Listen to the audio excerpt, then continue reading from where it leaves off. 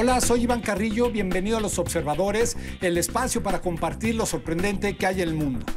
Durante 3 meses, la zona metropolitana del Valle de México se sometió al programa Hoy No Circula ampliado, el cual ha recibido cuestionamientos con respecto a su efectividad. Hoy vamos a platicar con el físico Héctor Riveros, quien realizó un análisis científico de esta medida que restringe la circulación de los vehículos. Esto es Los Observadores.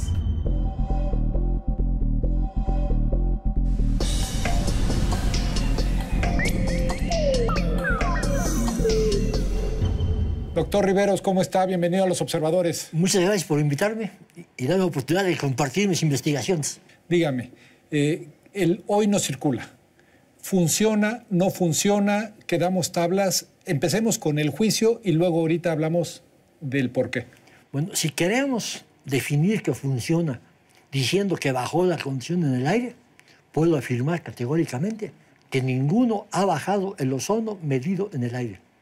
Ni en el 89, que se inventó por primera vez, ni en el 2008, que se implementó el No Circula sabatino, o en el 2014, que inventaron el endurecimiento del Hoy No Circula, y en el 2016, que se votaron... Esta etapa... Que se votaron la puntada de bajar los niveles de precontingencia y desaparecer la precontingencia. Entonces, aunque tenemos el aire más limpio de los últimos 23 años, hemos tenido más contingencias que en cualquier otra época. A ver, vamos por partes. El espíritu del programa es efectivamente restringir la circulación de vehículos particulares y la idea es que a través de eso hay menos quema de combustible, por lo tanto, menos emisión de contaminantes. Usted afirma que no es así. ¿Me puede decir la lógica científica detrás de sus investigaciones? Bueno, de hecho, en el 88 yo mismo no me di cuenta que el programa no servía para nada. Hay que decirle a quien nos escucha que usted fue de los que inició el programa como asesor y fue de aquellos primeros que lo implementó. Bueno, yo estaba de sabático en la Secretaría del Medio Ambiente con Sergio Reyes Luján, el cual me invitó a... Y a él le tocó la reunión en la Trinidad, en la cual se trajeron a expertos internacionales, los cuales hablaron, dijeron que iba a ser una maravilla. Todo el mundo hablaba de un 20%, y implícito estaba que iba a bajar un 20% de la contaminación.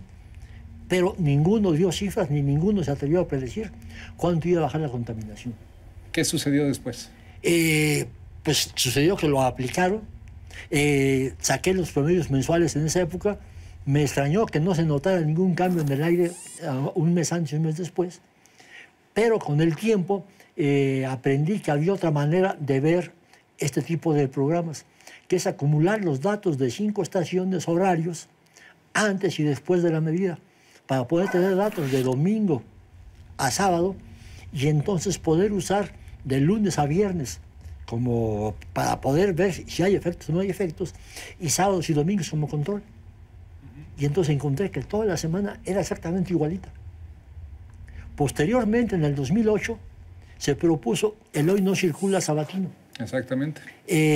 Me lo comentaron y les dije inmediatamente, no va a funcionar, es más, va a incrementar la contaminación, porque en el 89 los vehículos de carburador, viejos y nuevos, difieren en 30-40% en sus emisiones.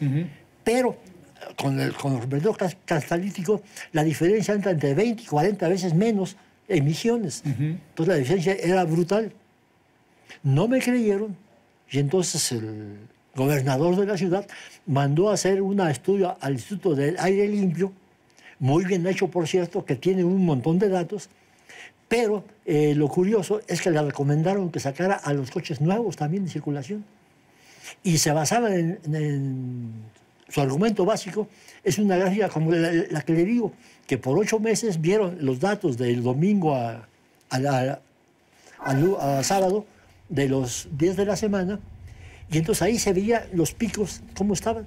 Entonces, aunque en la gráfica se ve que el sábado estaba igual de contaminado que de lunes a viernes, el domingo sí bajaba un poco, en su texto decía, está claro que el sábado es el día más contaminado.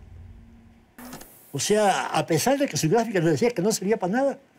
Aún así se insistió. Ahora insistió. tenemos este historial de fracasos, dice usted, y llegamos al 2016 con nuevos datos que, a decir de los artículos que ha publicado, no se están tomando en cuenta. ¿Por qué el hoy no circula? A pesar de sacar millones, más de 1 millón de automóviles de circulación, sigue siendo tan contaminante. ¿Me puede decir cuál es el factor? El resultado es de primaria prácticamente.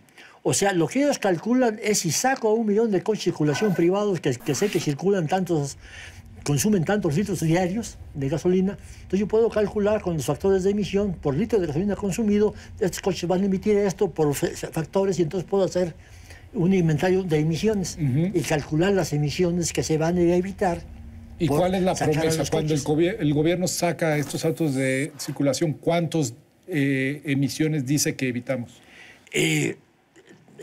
No recuerdo así el valor numérico exacto, pero me acuerdo que está entre 10 y 15% de las emisiones diarias del inventario de emisiones. Y sus cálculos indican otra cosa. Pero lo curioso es que el mismo Clean Air, el Instituto de Aire Limpio, calculó las reducciones que iba a haber en las emisiones y las calculó bien.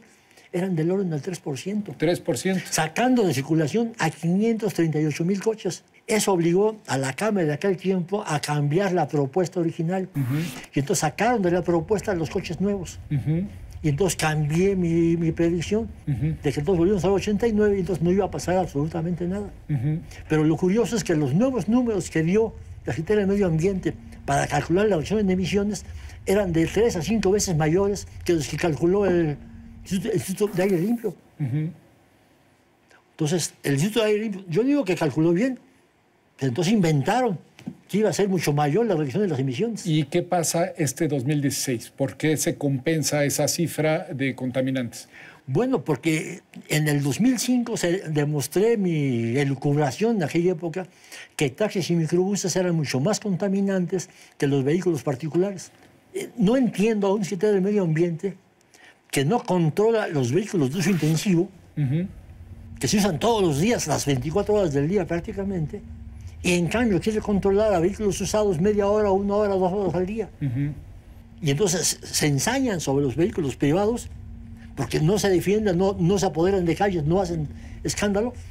Y en cambio la mafia de taxis y microbuses, para esos son sus favoritos. Déjeme pensar que lo que sucede es que al evitar el uso del automóvil particular, se crea una carga sobre taxis y... Se incrementa el uso de taxis y microbuses que antes iban vacíos o estaban sin circular y ahora se van a usar todo el tiempo. Entonces, curiosamente, con el 20% de coches sacados, se equilibran igual que todo el tiempo.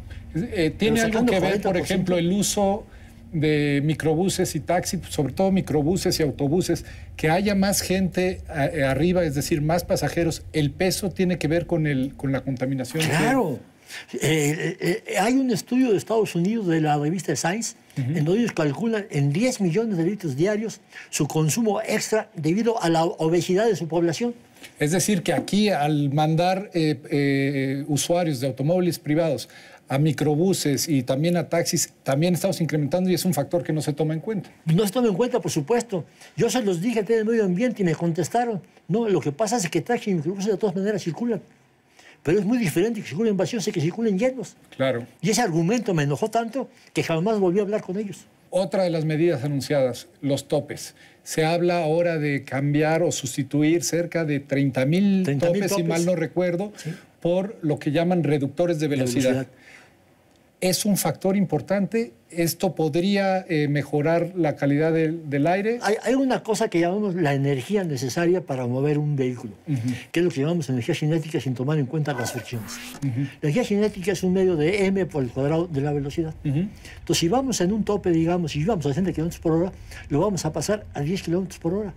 Entonces, la pérdida del cuadrado de la velocidad sería 3.600 menos 100, 3.500. Se pierde el 97% de la energía cinética, se va a perder. Es como volver a arrancar prácticamente. Es como volver a arrancar prácticamente. Entonces, tengo la energía perdida.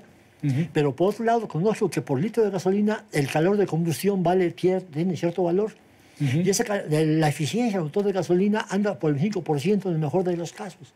Entonces, eso me evita traducir a que para pasar el tope, cada coche va a consumir 20 mililitros. Y esos 20 mililitros, si calculo que cada coche de los 5,5 millones pasan por 20 topes al día, más o menos, eso que me debe da, ser un promedio que es aceptable. un valor razonable, me da 2 millones de litros diarios desperdiciados. Ahora, el argumento es que maneja actualmente el gobierno es que se sustituirá por un reductor de velocidad.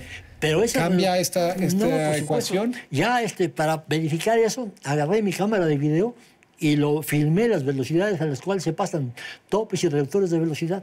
Y para mi sorpresa encontré que era exactamente la misma. Se pasa a 10 kilómetros por hora. Doctor, a pesar de que me dice el programa No Circula no ha funcionado, los topes, sustitución de topes no funcionan, evitar que algunas gasolinerías trabajen tampoco funciona, sí hemos tenido una reducción o una mejora del aire en estos 25 años. ¿A qué se debe? ¿Cuáles son los factores que sí han propiciado una mejor atmósfera en la Ciudad de México? Bueno, en las gráficas que tengo se ve muy claramente. Por un lado, Pemex bajó su azufre de 1,000 como a 300 o 500. Y por otra parte, en el 92, todos los coches eran de carburador. En la introducción de la máquina china a partir del 90 permitió que para el 93 ya empezara a bajar la contaminación, porque ya había un número apreciable de coches. Y en el 2010 ya prácticamente ya no quedan coches de carburador. Entonces, a mí me sorprende que todavía, a pesar de que ha crecido el número de coches y sobre todo ha crecido el consumo de gasolina, la contaminación está prácticamente o de bajando o prácticamente constante, pero no ha subido. ¿Cuál sugiere usted que debería ser la estrategia para realmente limpiar el aire de la Ciudad de México? Bueno, el mismo gobierno, el INE y Pemex hicieron un estudio sobre el azufre en las gasolinas y en el 2006 pronosticaron que si la gasolina fuera de 30 ppm de azufre, bajarían los contaminantes entre un 30 y 40%, los 4 principales contaminantes. Y eso no lo he visto en el aire de la ciudad. Yo tengo los datos del 2006 al 2016 y los 4 contaminantes, ozono, monóxido de carbono, SO2 y NOx, están bastante constantes prácticamente. A pesar de eso, no ha subido. La autoridad tiene tendencia a creerse lo que ella misma quiere creer, pero se están mintiendo y no se dan cuenta que la gente ya no es tonta, ya se da cuenta. Y yo ayudo a que no sea, que se den cuenta. Sin duda, pues aquí una mirada importante, un análisis científico del programa Hoy No Circula, que ciertamente ha sido muy cuestionado por su efectividad. Y el doctor Riveros ha hecho un análisis minucioso que ha subido a internet. Hay muchas fuentes de información que yo invito a consultar. Y bueno, pues decidir en base a esta información si el esfuerzo que hemos hecho como zona metropolitana ha valido la pena. Doctor, yo le agradezco su presencia aquí en Los Observadores. Muchas gracias por su invitación. Los Observadores, el espacio para compartir lo sorprendente que hay en el mundo.